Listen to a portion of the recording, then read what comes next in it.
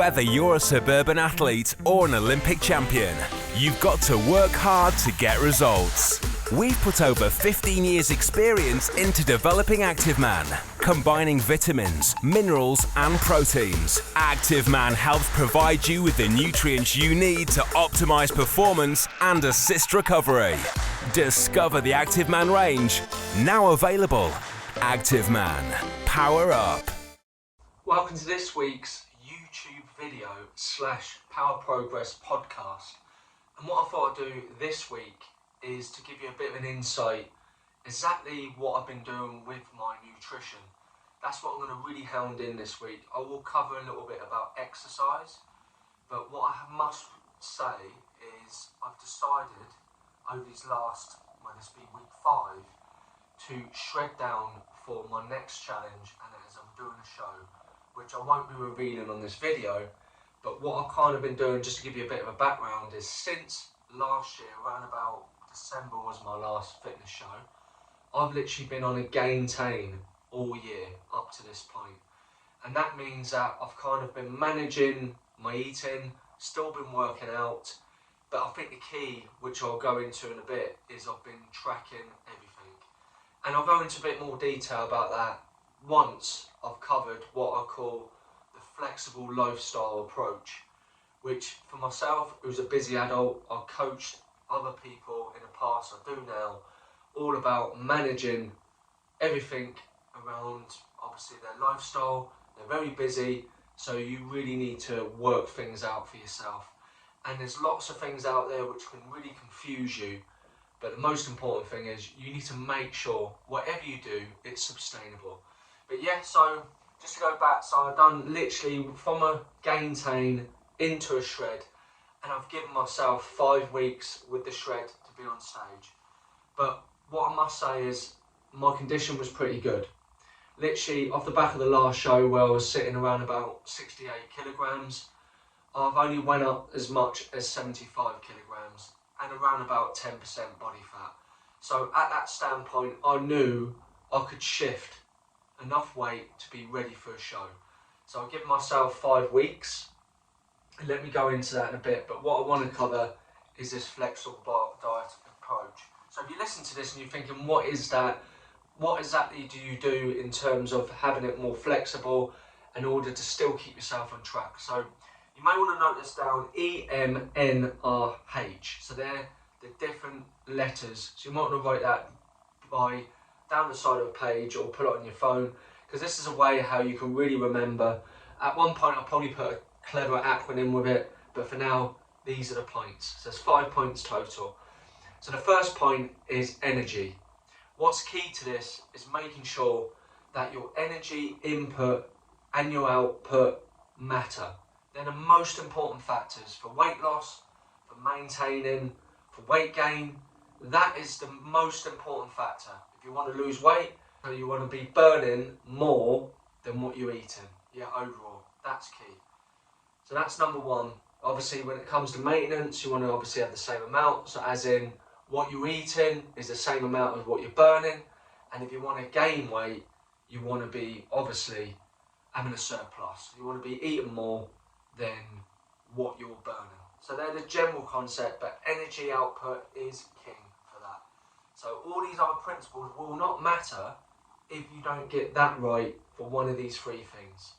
So I just want to make that clear, because a lot of people kind of guessing in a way, aren't they, that they think they might be losing weight. I mean, I'm talking about weight loss because that tends to be an area where most people want to do, but either it's for maintenance and or gaining weight. You can hear people saying, oh, it's impossible for me to gain weight. Well, the reality is you're not having enough calories, okay? Anyway, I'll cover that a bit more in a sec. The second one is the M, and that is macros matter.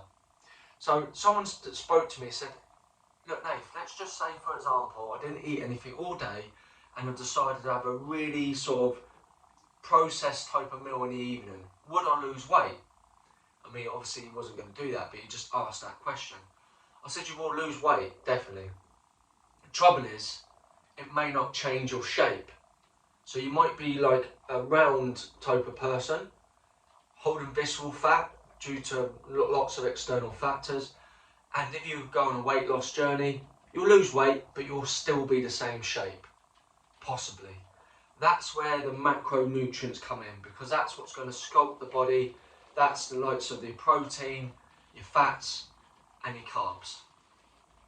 Now these two factors I'll put right at the top, because number one, the energy matter, and number two, the macronutrients matter.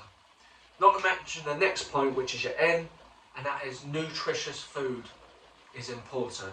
And I'd say, depends on where you're at, whether you're trying to maintain or whether you're putting on muscle or whether you're losing weight, you want to be setting anything between 70% to 90% of your intake, okay? So just weigh that up in your head right now and think, actually, I'm probably having about 70% nutritious food. Or you might be going, actually, I probably don't.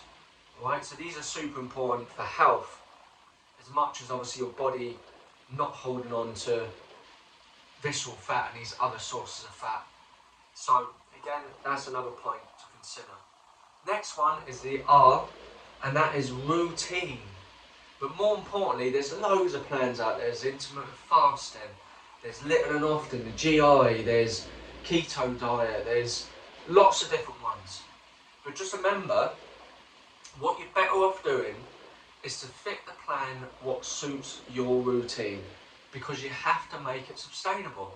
And someone said to me the other day, oh, I don't have breakfast in the morning. Does that matter? I should be having breakfast, shouldn't I? And I'll say, not necessarily. They said, but it's the most important meal of the day.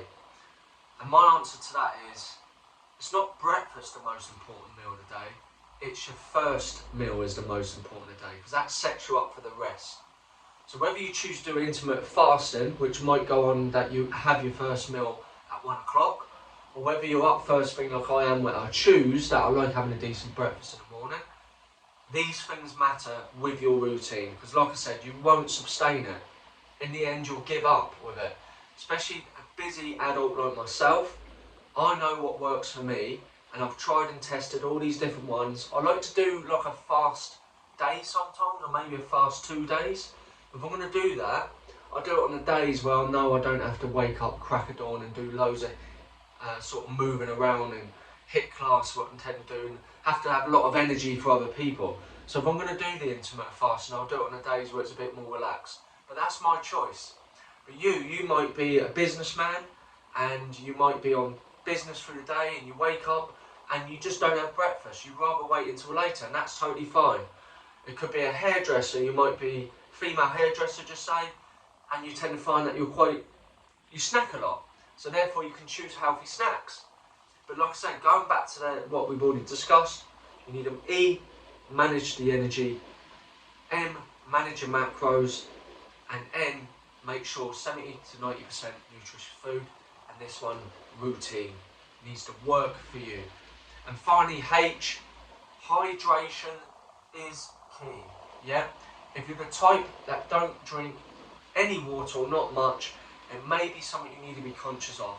I'm not going to go into loads of depth about how much water you should drink, but just remember, you can check by your urine whether you're drinking enough. Other factors I do want to cover with this is alcohol, and obviously if you're going to have Coke and all these other additional fruit juices, you really need to consider these factors with this hydration. And we all know what alcohol can do to you. They're actually supposed to drop your testosterone by 3 days, which female and male needs that. It's better for decision making, it's better to make it how it makes an impact how you feel. So I tend to find alcohol is a big factor with discipline, it really is. But if you're the type that you drink alcohol, then you just got to manage that. If you don't want to reduce that, then it may be something you may want to consider, or altogether you don't want to get rid, then that may be something you need to consider as well. So I wanted to cover that first. Right, so now let me go into what my 5 weeks has been about. So, before this week, the week before, I was on 3,000 calories a day, which is my gaintain. So what I mean by gaintain is I'm sitting around about maintenance really, but I'm still lifting heavy and I'm doing my best to keep my fat low as possible. So just to give you an insight on that. So then I had to adjust it quick, and I adjusted this based on my activity, which I sleep with my Fitbit, and everything's tracked. All my steps is tracked, okay? So I know in order for me to burn as much calories as quick as possible, I needed to do this, just to set the scene. I wanted to do it in 3, but I knew I had 5 weeks. So I was sitting at 75 kilograms, and I wanted to drop at my stage weight, which was just under 70 kilograms, okay? I'm happy with that weight. So what I knew from a calculation, if I wanted to do that in 3 weeks, I need to roughly burn 3 to 4 pounds in a week. And just a little bit of a side note, if you're based on calories or energy burn, you need to burn 3,500 calories to burn 1 pound, okay, of good weight. So, let me set the scene for you. I knew I was sort of running on 28,000 calories I was burning in a week, yeah, 28,000, just so you know that. So initially, I tried to drop my calories down to 2, which means over the course of a week that would be 14,000, which would give me 4 pounds of energy burn, wouldn't it? Because if I'm burning 28,000, but I'm eating 14,000, that would leave the 14,000, which means 3,500 calories would burn 1 pound, times that by 4 would equal 14,000 calories. So that's what I was trying to achieve. So week 1, I will pop it on the screen anyway, there you go. So this is from the 8th of August to the 14th, and as you can see, I've based it on Monday to Sunday, yeah? And that was my week. So as you can see, as an average, it was 2,059 calories, which I achieved that 4 pounds weight loss. In fact, it ended up being more that week. I ended up burning 6-7 pounds, which is amazing how that shock of your body can happen that way. But as you can see, my protein was 36%, which my aim is to get that up quick as possible. But let me just talk you through roughly what that week consisted of. So again, because I'm busy, I'm on the road a lot, what I based it on is morning was either overnight oats, which is 60 grams of organic oats, half a teaspoon of chia seeds, 2 scoops of protein, whether it was the Biosynergy coconut, the Biosynergy peanut, or it was the brownie chocolate protein. I'd mix it between the 3, and I'd have 2 scoops, which will give me anything, depends on the brand, but it will give me, let's just say, around about 35 grams of protein. So I had that day before, it was in the fridge, obviously I had water, mixed it all up, put it in the fridge, and I had that if I never had time to make my eggs on toast. And that was my first 2 breakfasts, either an eggs on toast combination, I use ancient seed bread or superseded bread, and I'd make that in the morning, toast the bread, 1 bit, 2 eggs, whole eggs, or maybe I'll get an egg white and mix some egg whites with it, and that was pretty much my go-to. Them 2 to start with in the morning. If I woke up early enough, I'd have the eggs. If I didn't, I took the overnight oats. Right, the lunchtime, from there, I would stretch it right out. And in between that, I'd have a protein shake or a protein bar. So then I'd stretch my lunch around about 3-4 o'clock. Now, if I had time, I'd go home and I'd make a stir fry, which consists of a pack of mushrooms, pack of stir fried veg, and I'd mix that between 2 bits of tuna, 2 bits of salmon, or 2 bits of chicken. If I didn't have time, I'd go to Subway's, roasted chicken, in a Subway box, all the salads, and I'd put the sauce on the side, to which I'd have Southwest sauce or barbecue. Southwest is higher calorie, by the way.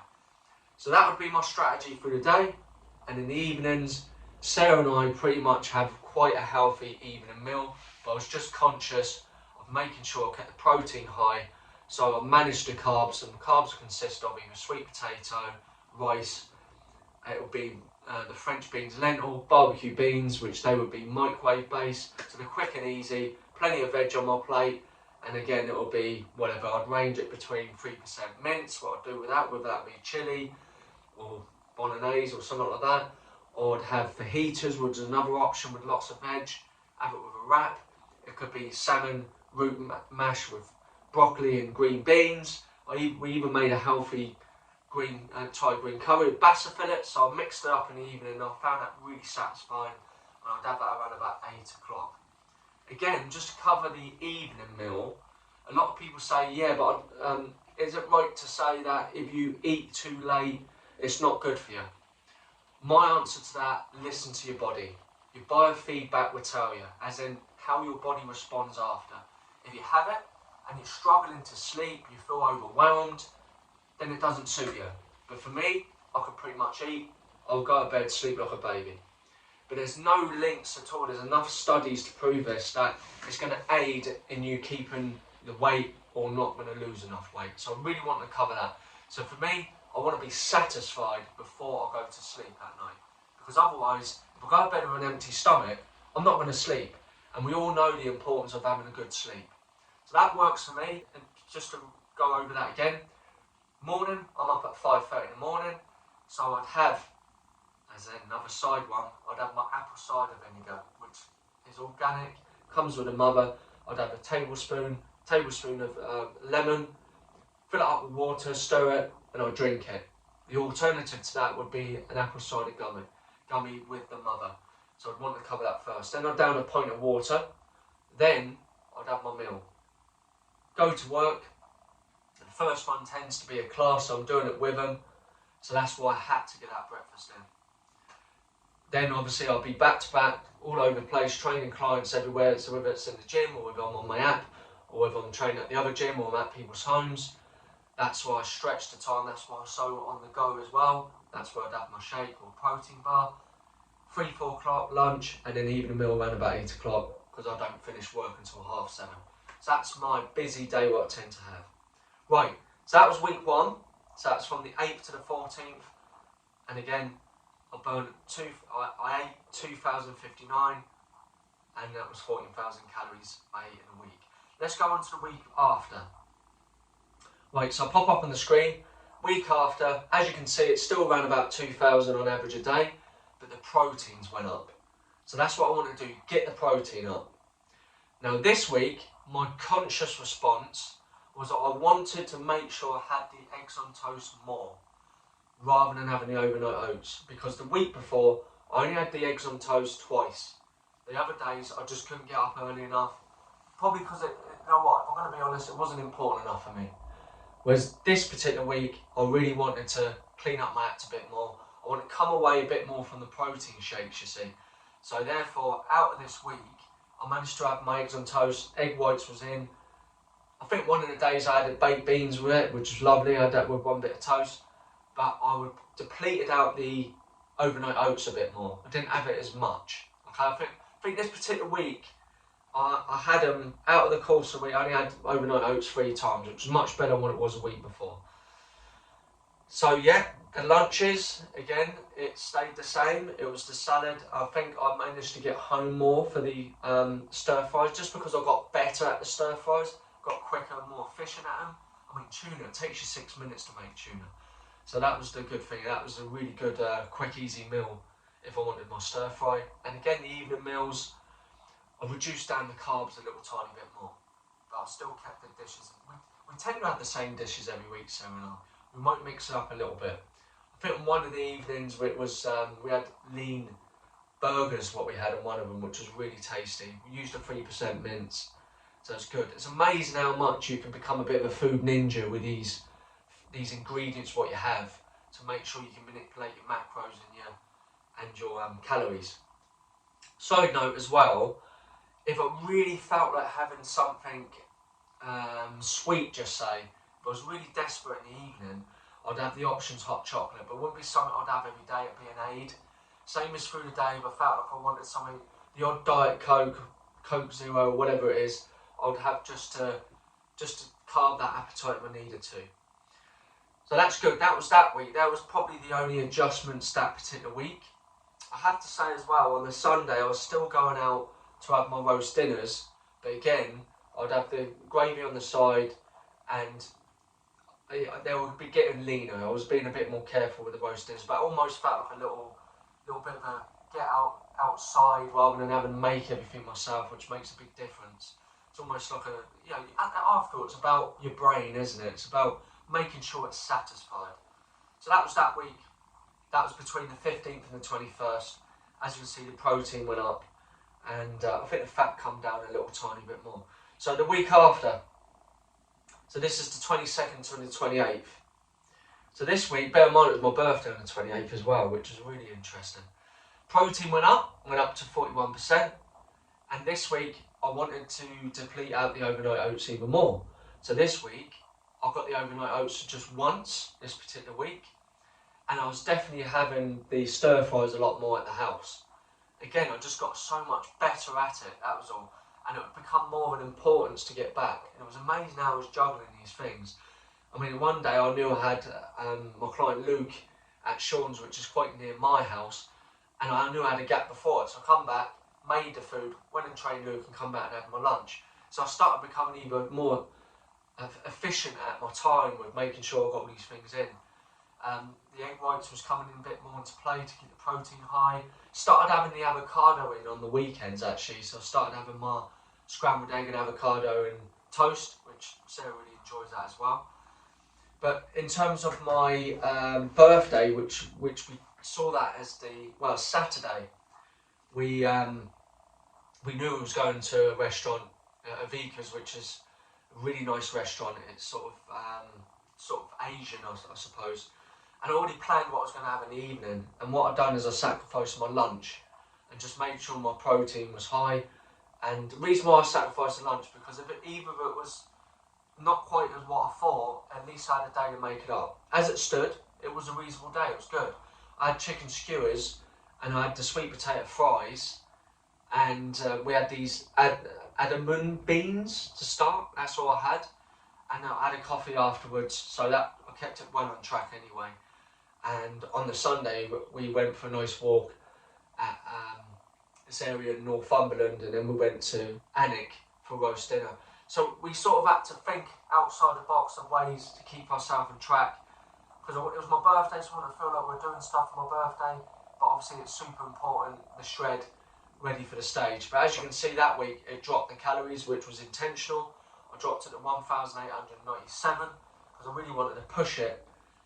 And I didn't quite achieve getting under 70 kilograms on the Saturday, but if we go on to the next week, which this week would be the 29th into the 4th, I weighed myself on that 29th and I was 68.8 kilograms.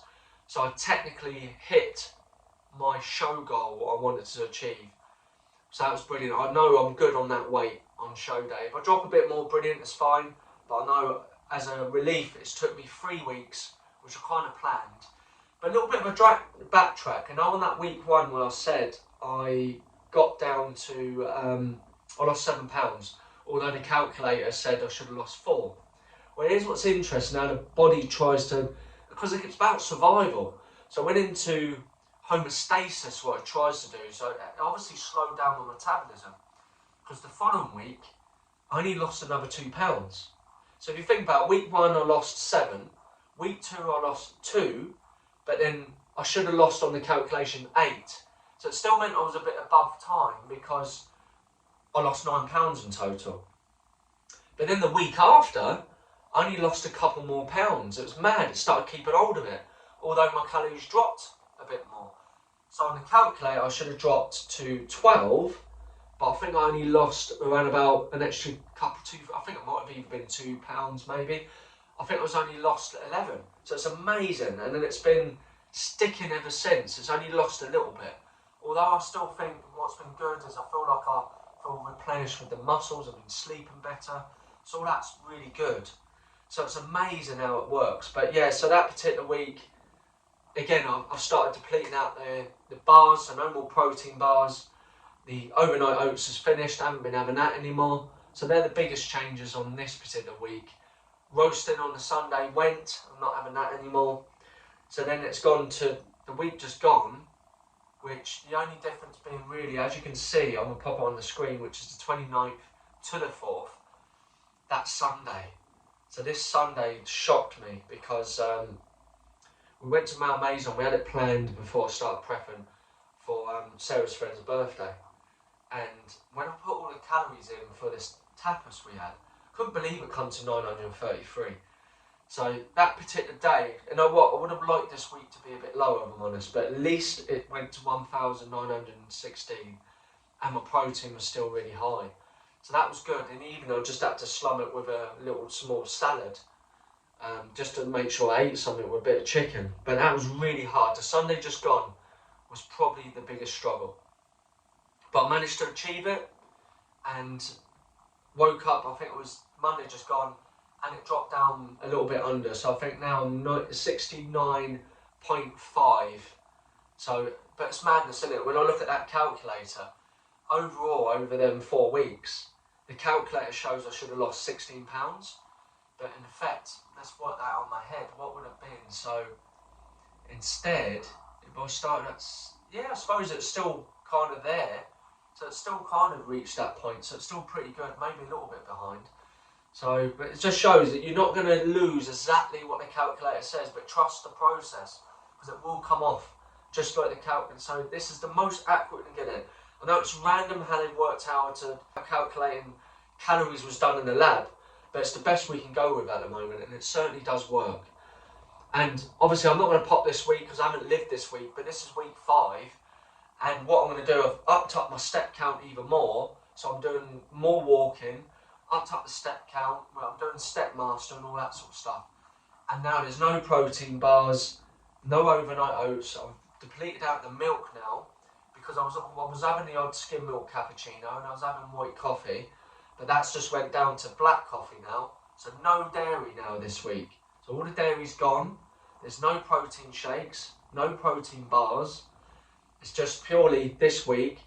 If I need to snack, it'll be a case of getting a pack of chicken, because like I said, I'm on the fly, and I'll be having the stir fries in the afternoon.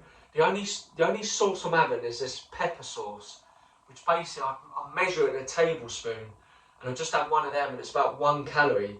But even that I've dropped right down just to give something a bit of flavour. But otherwise, it's pretty much plain as it possibly can be this week, just towards that show. And yeah, the usual stuff, just I don't really do that much in terms of water depletion and all that. It's just the day before I just have a little bit less water. In the evening I have like a bit more of a, I suppose a bit more of a fattier meal. So what I have is a lean steak, well, fillet steak, and I'll make my own sort of sweet potato fries, and I won't do it with any oil, maybe just 1 or 2 sprays. And I'll have that with veg, and I'll have a fried egg, and that might just give me that little bit of something the day before. But yeah, that's pretty much it. I thought it'd be really good to just explain my shred right now, because a lot of people have been interested, have been asking, how's your body changed so quickly at the moment? So I thought I'd share that with you so you can have a look. I'm not going to go massively into the workouts, but basically, because my step count's always so high, I do my HIIT every day, which with my clients, that takes care of the invigorous side, and it takes care of my step count. And I've pretty much just been doing 4 weight sessions in a week, and that's been a leg day, it's been a chest and back day, a shoulder day, and then just a little bits all round really on one of the days, and that's it. I've just been doing 4. When I'm shredding, because my energy goes, I choose, because I feel from the data I've researched and trying it out myself, I would drop my reps, because I'd rather keep my strength in rather than keeping the reps in and losing strength. So I choose to do that because the body will, I like to think, from lifting, keeping them weights in, it will signal to my brain to keep the muscle better. Certainly found it's worked for me. When in the past, when I went for the higher reps, it's ripped through my muscle. So I've chosen to do that better, and it's worked for me. But yeah, I hope you found this interesting. Please leave a comment if you want me to do this sort of stuff again. I will be vlogging the show day anyway, but won't be saying exactly what show it is or anything like that in this video. But look out for it. And if you enjoyed this, subscribe, hit that bell button if you're on the YouTube, of course.